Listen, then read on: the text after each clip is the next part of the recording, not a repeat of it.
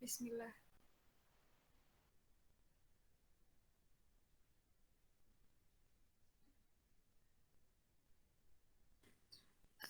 Assalamualaikum warahmatullahi wabarakatuh.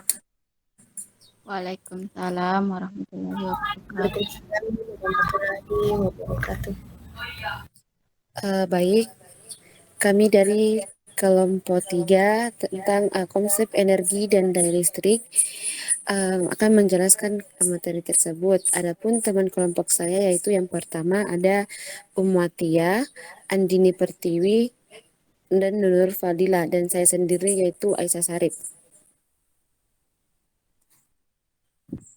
Sebelum masuk ke materi, saya akan memaparkan tentang kompetensi dasar.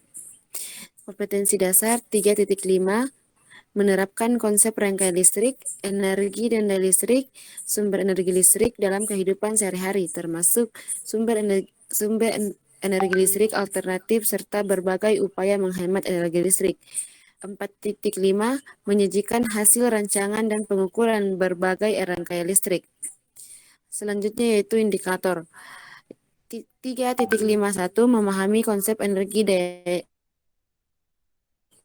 dan daya listriknya, yaitu menerapkan konsep energi dan daya listrik dalam kehidupan sehari-hari. Selanjutnya memahami konsep daya listrik melalui sebuah pengamatan. Selanjutnya menerapkan konsep daya listrik melalui sebuah pengamatan. Yang terakhir yaitu membuat karya sederhana berupa sumber energi alternatif. Selanjutnya yaitu tentang materi konsep energi akan dipaparkan oleh Saudari Andini Pertiwi. Kepada Saudari saya persilahkan. Baik, terima kasih atas kesempatannya. Materinya yaitu mengenai konsep energi. Dinding di rumah kita suatu saat akan berhenti berdetak. Untuk menggerakkan jarum jam kembali, kita perlu mengganti baterainya. Jam dinding memerlukan energi untuk melakukan usaha. Begitu juga manusia. Manusia membutuhkan energi untuk melakukan kerja atau usaha seperti bergerak, bernapas, mendorong benda, dan mengerjakan banyak hal lainnya. Energi menyebabkan mobil, motor, pesawat, dan kereta api dapat berjalan. Energi dapat menyala. Energi hanya dapat diubah bentuknya dari bentuk energi satu ke bentuk energi lainnya. Energi merupakan kemampuan untuk melakukan usaha atau kerja, atau melakukan perubahan. Energi memiliki beberapa bentuk antara lain energi potensial, energi kinetik, energi kimia, energi listrik, dan lain-lainnya. Energi ada di mana-mana. Bagian 2 yaitu energi listrik. Tahukah Anda bahwa energi tidak dapat diciptakan dan dimusnahkan? Hukum kekekalan energi berbunyi, energi tidak dapat diciptakan dan tidak dapat dimusnahkan, tetapi hanya bisa berubah bentuk dari bentuk satu ke bentuk lainnya. Dengan kata lain, tidak ada manusia dapat menciptakan atau menghilangkan energi. Energi hanya dapat diubah bentuknya dari bentuk satu ke bentuk lainnya. Perubahan-perubahan energi inilah yang banyak dimanfaatkan untuk kebutuhan hidup manusia. Salah satunya adalah perubahan energi listrik, di mana energi listrik adalah energi yang disebabkan oleh mengalirnya muatan listrik dalam suatu rangkaian tertutup. Energi listrik dapat diubah berbagai bentuk energi yang lain. Sumber energi listrik seperti baterai yang dihasilkan oleh perubahan energi kimia dihasilkan energi listrik, dan energi mekanik menjadi energi listrik. Bahkan energi panas atau kalor menjadi energi listrik. Sumber-sumber energi mempunyai kemampuan untuk mempertahankan beda potensial antara kedua kutubnya. Energi listrik dapat diubah menjadi bentuk energi lain, di antaranya sebagai berikut. Yang pertama yaitu energi dapat diubah menjadi energi kalor. Misalnya dalam setrika listrik, kompor listrik, solder, dan oven.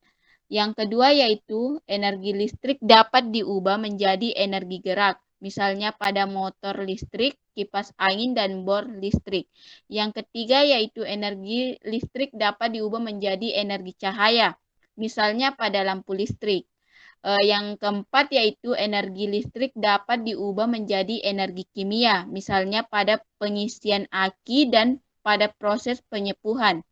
Berikut mengenai contoh perubahan energi listrik pada rumah tangga. Baik, saya kembalikan ke moderator.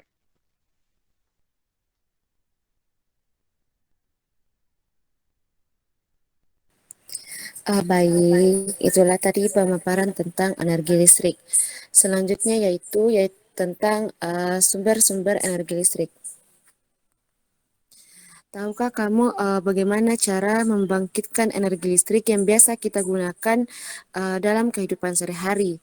Apa hanya dari minyak bumi dan batu bara saja? Mengingat keterbatasan energi tambang, kini listrik tidak hanya dihasilkan dari minyak bumi atau batu bara, tetapi juga dari karena ketersediaannya di alam yang dianggap sangat melimpah atau tidak akan pernah habis jika digunakan. Agar mengetahui berbagai sumber energi alternatif tersebut, berikut uraian tentang energi tersebut. Yang pertama yaitu energi matahari. Energi matahari merupakan sumber energi terbesar dan paling melimpah. Melalui penggunaan panel energi matahari dapat diubah menjadi energi listrik, energi yang diperoleh saat matahari bersinar terang dan akan disimpan dalam baterai agar dapat digunakan saat cuaca mendung atau bahkan malam hari. Pada saat cuaca mendung, energi listrik yang diperoleh tidak dapat dihasilkan secara maksimal. Yang kedua yaitu energi angin atau kincir angin. Angin adalah salah satu contoh sumber energi alternatif yang dapat digunakan untuk membangkitkan energi listrik. Energi gerak yang dihasilkan oleh gerakan angin terhadap kincir diubah oleh generator menjadi energi listrik. Berbeda dengan batu bara, gas, dan minyak bumi, kincir angin tidak menyebabkan polusi bagi lingkungan, sehingga kincir angin dapat dikatakan bahwa dia sebagai ramah lingkungan. Yang ketiga yaitu energi air atau hydropower. Air yang mengalir dari hulu ke hilir, khususnya pada sungai-sungai yang deras, dapat dimanfaatkan sebagai sumber energi alternatif untuk membangkitkan energi listrik. Arus air sungai tersebut dimanfaatkan untuk menggerakkan turbin yang terhubung pada generator sehingga energi listrik dapat dihasilkan. Yang keempat yaitu bioenergi. Bioenergi adalah energi yang diperoleh dari biomassa. Biomassa merupakan bahan organik yang berasal dari makhluk hidup, baik dari tumbuhan maupun hewan. Limbah dari budidaya pertanian, perkebunan, kehutanan, peternakan, maupun perikanan juga dapat digunakan sebagai sumber bioenergi. Pemindahan energi listrik dilakukan oleh muatan-muatan yang bergerak karena adanya bedah tegangan. Untuk dapat menghasilkan muatan listrik dari suatu tempat ke tempat lain dalam sebuah penghantar, sumber listrik harus mengeluarkan energi. Misalnya pada perubahan energi listrik menjadi energi kalor, menghubungkan teko listrik yang berisi air dingin ke stop kontak listrik yang kemudian air yang tadinya dingin akan menjadi panas. Air yang ada di dalam teko menjadi panas karena menerima energi kalor. Energi listrik atau W sebanding dengan tegangan listrik atau V, kuat arus listrik atau I, dan waktu atau T secara matematis dapat dirumuskan sebagai berikut, yaitu W sama dengan V kali I kali T. Jika rumus I kali T disubstitusikan dengan rumus hukum Ohm, maka V sama V per R.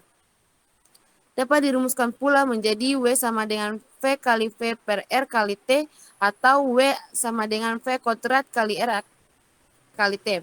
1 kal sama dengan 4,18 Joule, 1 Joule sama dengan 0,24 kal. Maka didapat keterangan sama dengan W sama dengan energi listrik dengan satuan Joule atau J, V atau tegangan dengan satuan volt atau V, R atau hambatan listrik dengan satuan ohm, I kuat arus listrik dengan satuan ampere, T sama dengan waktu dengan satuan detik atau sekon. Contoh soal, yang pertama yaitu setrika listrik dipasang pada tegangan 110 volt dan dipakai selama 10 menit.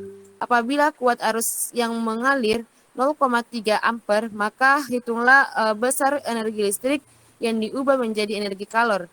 Diketahui bahwa tegangannya sama dengan 110, kuat arusnya yang 0,3 ampere dengan waktu 10 menit yang kemudian diubah menjadi 600 sekon. Yang ditanyakan yaitu energi listrik. Adapun penjelasannya yaitu W sama dengan V kali I kali T, 110 dikali 0,3 dikali 600 sama dengan 19.800 joule yang kemudian menjadi 19,8 kilojoule. Yang kedua yaitu hambatan listrik. Sebuah alat pemanas air adalah 5 ohm. Jika alat ini dihubungkan dengan sumber tegangan 12 volt selama 10 menit, berapakah energi listrik yang diperlukan pemanas air tersebut? Diketahui bahwa hambatannya sama dengan 5 ohm dengan tegangan 12 volt dengan waktu 10 menit yang kemudian diubah menjadi 600 sekon. Yang ditanyakan di sini yaitu energi listrik. Adapun penjelasannya yaitu energi listrik sama dengan V kuadrat per R kali T, 12 pangkat 2 per 5 kali 600 yang dihasilkan sama dengan 17.280 joule yang kemudian diubah menjadi 17,28 kilojoule. Itulah tentang energi listrik. Selanjutnya tentang daya listrik yang akan disampaikan oleh Saudari Umuati ya. Kepadanya saya persilahkan.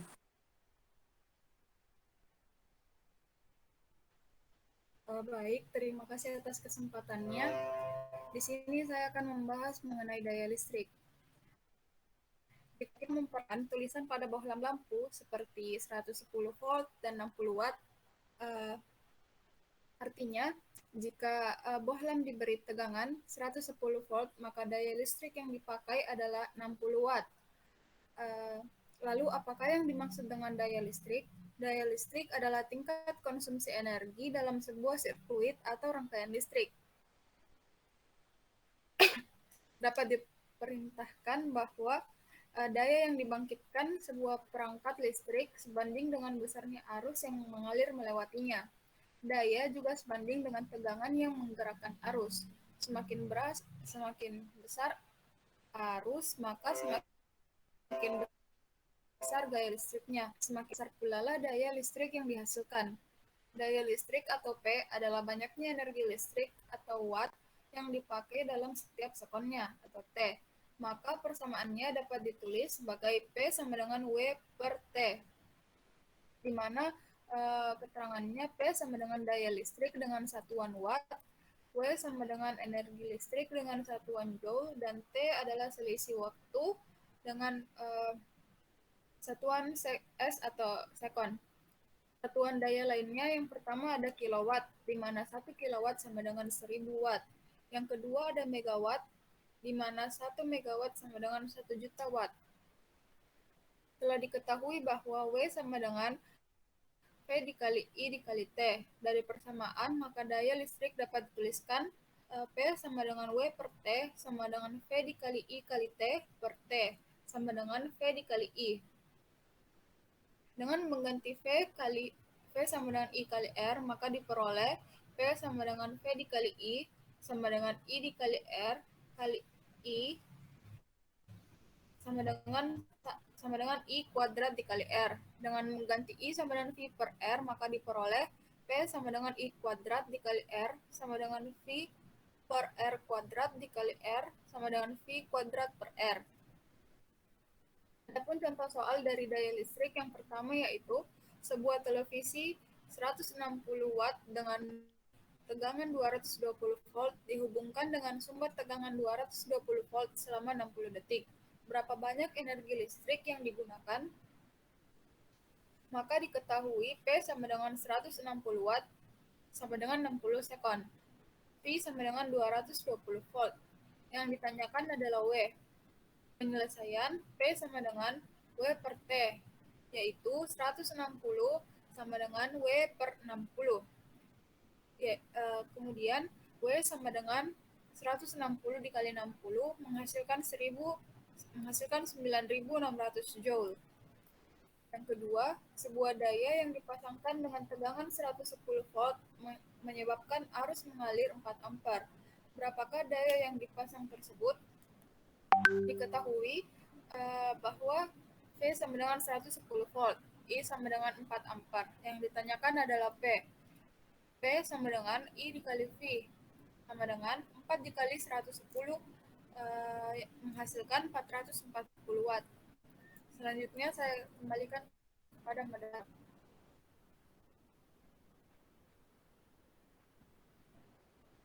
Baik, itu tadi tentang materi daya listrik. Selanjutnya yaitu hubungan antara daya dan energi listrik yang akan disampaikan oleh saudari Nurul Fadila. Kepadanya saya persilahkan. Baik, terima kasih atas kesempatan yang telah diberikan. Yang berikutnya itu bagian D, hubungan antara daya dan energi listrik. Pada energi listrik kita telah mengetahui bersama bahwa W sama dengan V dikali I dikali T, maka dapat dituliskan V kali I sama dengan W per T. Lalu persamaan, maka dapat diperoleh hubungan antara energi dan daya listrik.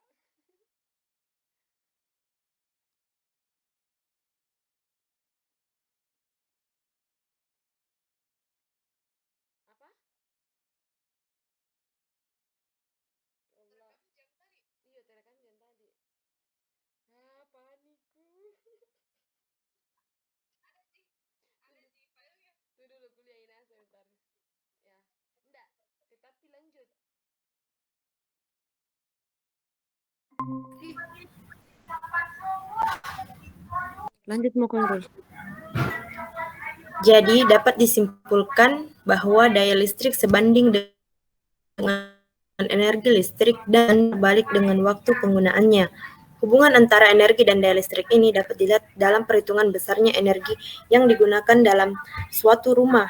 Besarnya energi listrik yang digunakan dapat dihitung dari besarnya daya suatu alat listrik dikalikan dengan lamanya waktu pemakaian. Makin besar daya dari alat listrik tersebut dan makin lama waktu pemakaiannya, maka akan besar pula pengeluaran biayanya. Oleh karena itu, jika ingin menghemat energi listrik, maka gunakanlah peralatan listrik yang dayanya kecil dan meminimalkan waktu pemakaiannya. Next.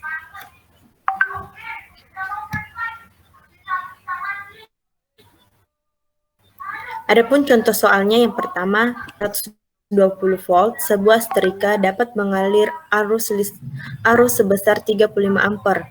Hitunglah A, daya listrik tersebut, B, energi listrik yang digunakan selama 3 menit. Maka dapat diketahui V sama dengan 220 volt, kuat arus sama dengan 35 ampere. Yang ditanyakan yaitu A, P, dan B, W. Penyelesaian yang pertama yaitu P dengan rumus P sama dengan V dikali I, yaitu 220 dikali 35 sama dengan 7.700 watt. Yang kedua, yang dapat dirumuskan dengan W per T, atau 180 sama dengan 1.386.000 joule. Berikutnya, yaitu hubungan antara satuan watt, joule, dan kWh. Jadi, 1 joule menyatakan banyak energi listrik yang dihasilkan oleh daya 1 watt selama 1 sekon. Karena satuan ini terlalu kecil untuk pemakaian gedung-gedung, maka digunakan satuan yang lebih besar, yaitu kilowatt hour atau kWh. Alat untuk mengukur kWh disebut kWh meter, menyatakan energi listrik yang dihasilkan oleh daya 1 kilowatt selama 1 jam. Maka kWh sama dengan 1 kWh dikali 1 jam, sama dengan 1000 watt dikali 3600 kon, yaitu 3.600.000 joule, atau 3,6 kali 10 pangkat 6 joule. Adapun contoh soalnya yang pertama, yaitu di rumah 5 bola lampu 40 watt, 3 buah lampu 80 watt, dan 2 buah TV 200 watt. Selama perharinya peralatan tersebut digunakan 5 jam. Hitunglah biaya dikeluarkan keluarga Pak Anton setiap bulannya jika harga 1 kWh sama dengan 200 watt, 200 rupiah untuk selama 1 bulan.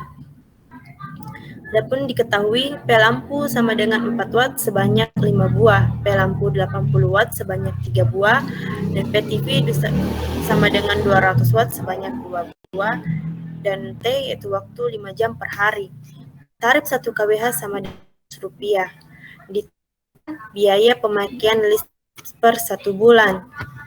Penyelesaiannya yaitu daya total listrik P sama dengan 5 dikali watt tambah 3 kali 80 ditambah 2 kali 200 sama dengan 200 ditambah 240 ditambah 400 menghasilkan 840 watt. Energi listrik 1 W sama dengan P dikali T atau sama dengan 840 watt dikali 5 jam, yaitu 4200 watt jam. Adapun hasilnya yaitu 4,2 kWh. Energi listrik 1 bulan 26 kWh. Biaya listrik 1 bulan yaitu 126 kWh dikali 200 rupiah sama dengan 200 rupiah. Jadi dikeluarkan keluarga Pak Anton selama 1 bulan sebesar 252.000 rupiah.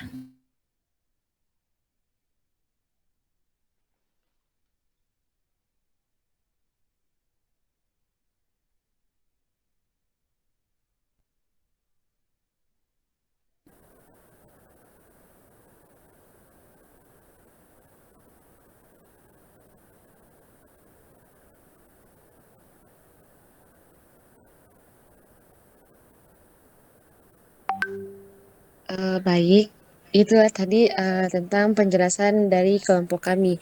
Selanjutnya yaitu permasalahan atau apa yang terjadi sehingga sehingga siswa sulit memahami materi tentang energi dan daya listrik yang akan dijelaskan oleh Saudari Andini Pertiwi.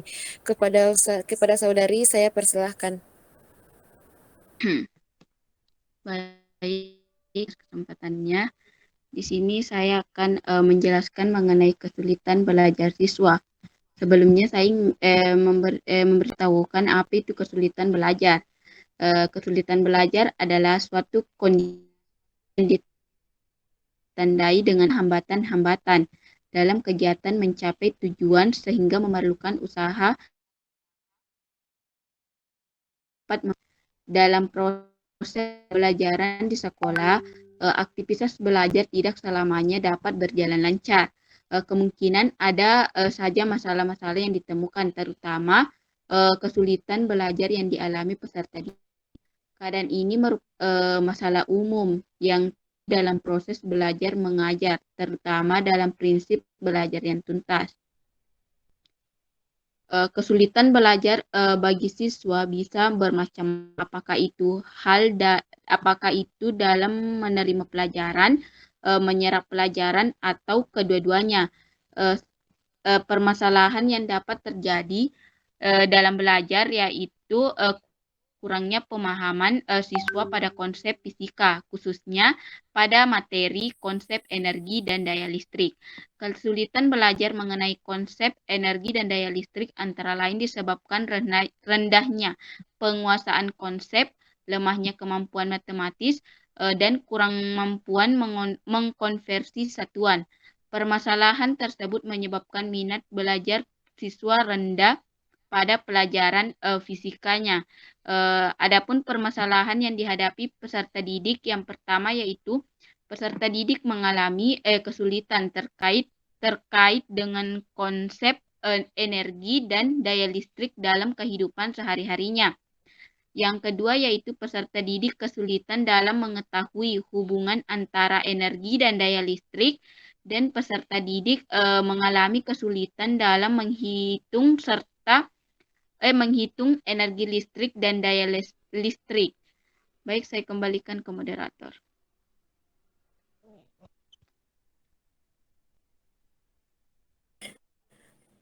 Baik, Selanjutnya yaitu pemaparan tentang penyebab sulitnya siswa memahami materi energi dan daya listrik. Kepada Saudari Umu Atia, saya persilahkan.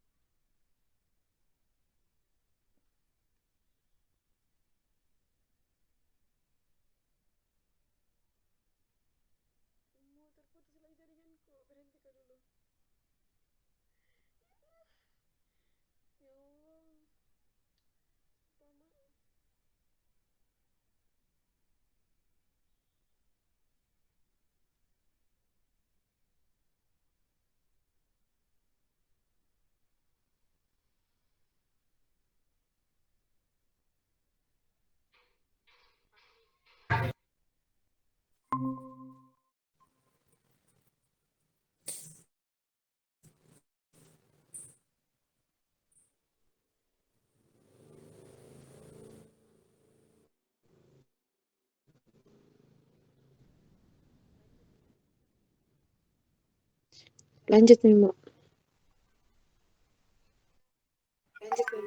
Di sini saya akan menjelaskan mengenai penyebab dari kesulitan belajar yang dialami oleh peserta didik dalam memahami konsep energi dan daya listrik yang disebabkan oleh dua faktor. Yang pertama yaitu faktor intern dan yang kedua yaitu faktor eksternal. Faktor internal adalah faktor yang ada dalam diri peserta itu sendiri, sedangkan faktor internal dalam penelitian ini meliputi minat, perhatian, motivasi, dan kebiasaan belajar siswa.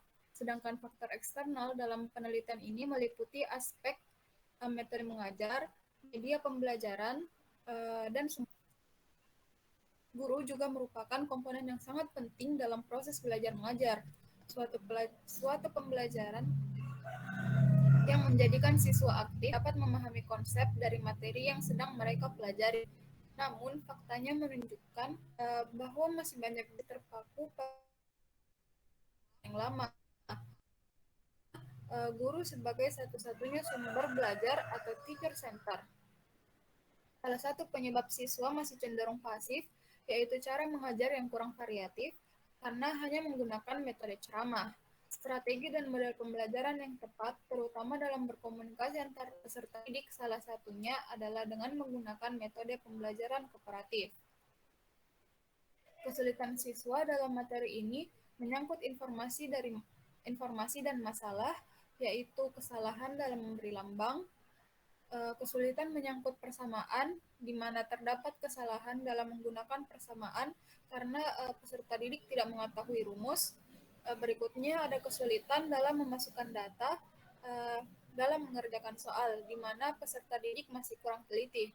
Berikutnya ada kesalahan dalam perhitungan angka, di mana siswa kesulitan dalam menghitung dan sulitnya siswa dalam mengkonversi sebuah satuan. Jadi, secara umum, kelemahan peserta didik pada materi ini yaitu terletak pada penguasaan terkait konsep energi dan daya listrik itu sendiri, seperti cara mengkonversi satuan, perhitungan matematisnya, dan kurangnya pemahaman siswa terkait sumber-sumber belajar mengenai energi dan daya listrik. Selanjutnya, saya serahkan kepada moderator.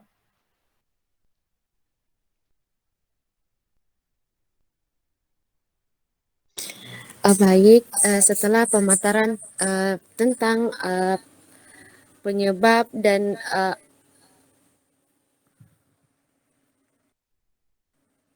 tentang sulitnya siswa memahami materi tentang energi dan listrik, pastinya akan ada solusi. Maka solusi tersebut akan dijelaskan oleh Saudari Nurul Fadila. Saya persilahkan. Terima kasih atas kesempatan yang telah diberikan. Di sini saya akan memberikan sedikit solusi.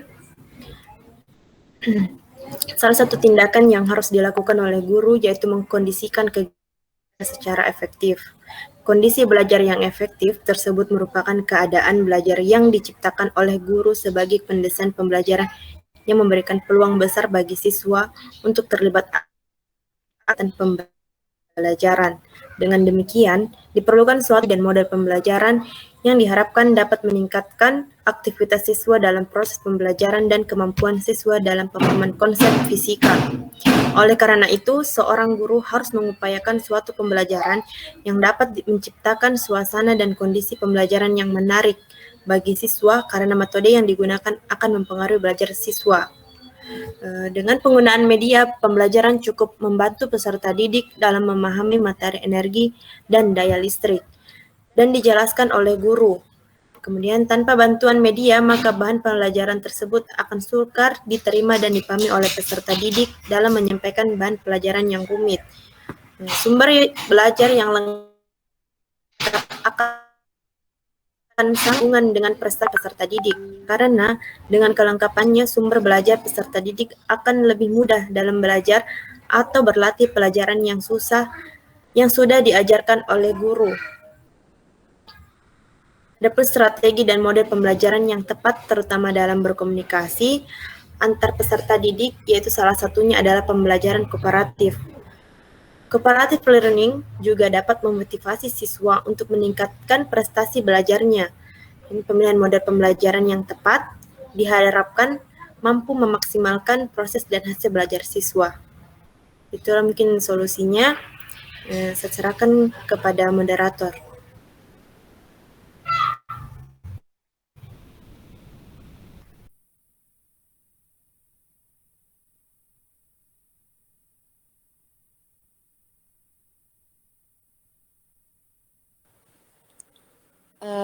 Baik.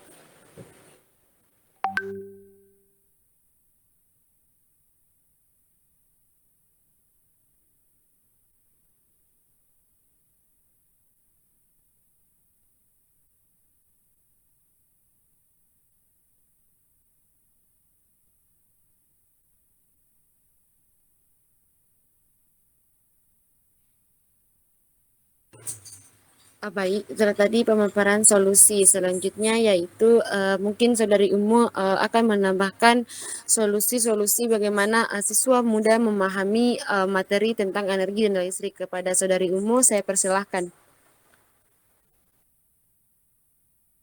Baik, adapun beberapa solusi untuk mengatasi kesulitan belajar, yaitu banyak alternatif yang dapat digunakan oleh guru dalam upaya mengatasi kesulitan belajar siswa. Namun sebelum alternatif tertentu diambil, guru terlebih dahulu harus melakukan tindakan-tindakan seperti berikut. Yang pertama yaitu menganalisis hasil diagnosis, di mana hal ini perlu dilakukan karena data dan informasi yang diperoleh melalui tes diagnosis kesulitan belajar itu masih merupakan data mentah yang harus dianalisis sehingga dapat diketahui secara pasti mengenai sebab dan jenis kesulitan belajarnya. Yang kedua yaitu kita sebagai calon guru harus mengidentifikasi dan menentukan kecakapan tertentu yang bermasalah dan memerlukan perbaikan. Hal ini dapat dilakukan dengan berdasarkan atas analisis yang dilakukan sebelumnya oleh guru tersebut. Berikutnya, menyusun program perbaikan, khususnya pengajaran remedial atau remedial teaching.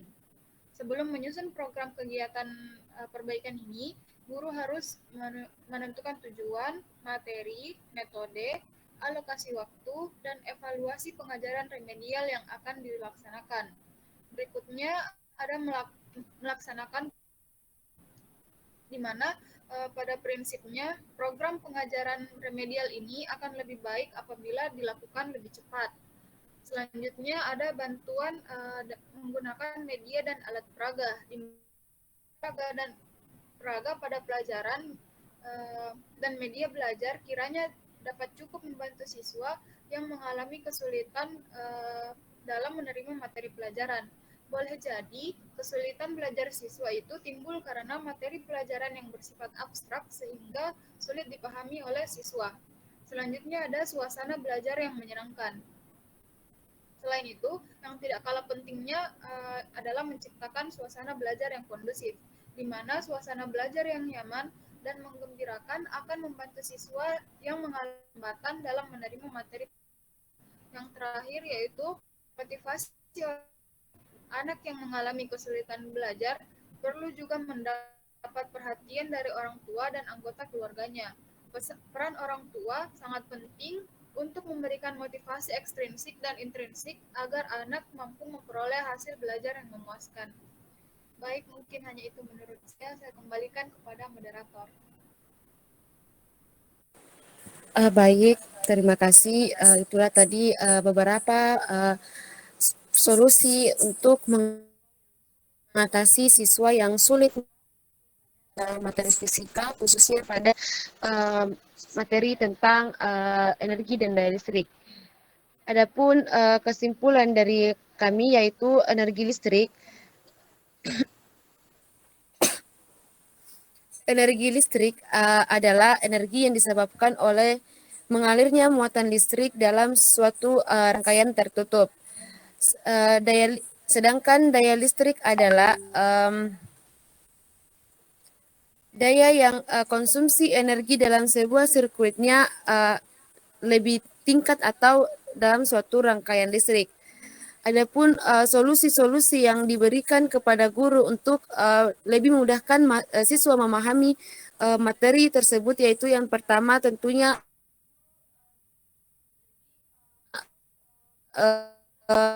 membuat pembelajaran yang mudah dipahami oleh siswa. Selanjutnya yaitu mengkondisikan kegiatan belajar secara efektif. Mungkin itu dari kelompok kami, kurang lebihnya mohon dimaafkan. Assalamualaikum warahmatullahi wabarakatuh. Waalaikumsalam Waalaikumsalam warahmatullahi wabarakatuh.